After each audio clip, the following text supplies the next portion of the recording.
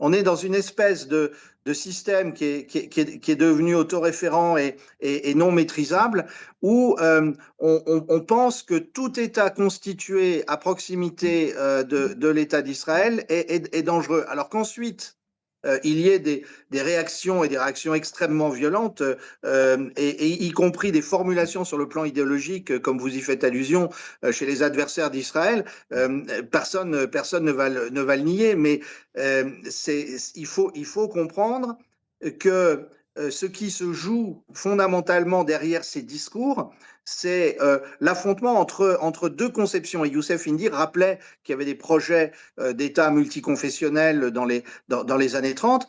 Est-ce qu'on pense que l'État peut faire vivre ensemble des ethnies et des religions et des cultures différentes, ce qui est la conception française, la conception romaine, on pourrait dire, ce qui est la conception russe, la conception chinoise et la conception iranienne?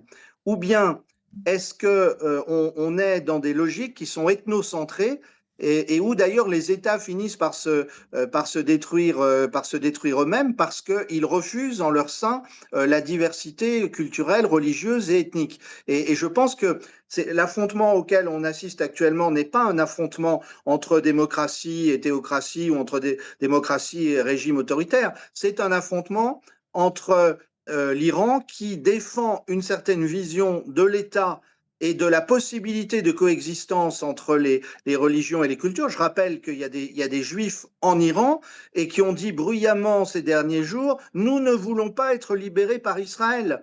Ça se passe bien pour nous dans l'État iranien. Il y a des chrétiens Vous avez vu ce témoignage-là?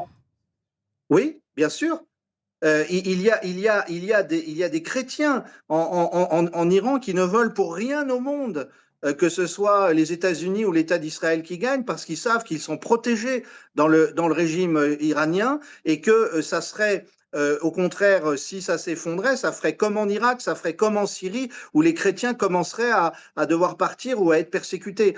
Donc tout ça je pense, renvoie à des questions fondamentales, mais c'est vraiment l'affrontement entre la capacité à créer des États multicivilisationnels, multiethniques, et au contraire, la volonté de créer des entités ethnocentrées qui n'ont pas d'autre logique que de détruire ce qui ne leur ressemble pas.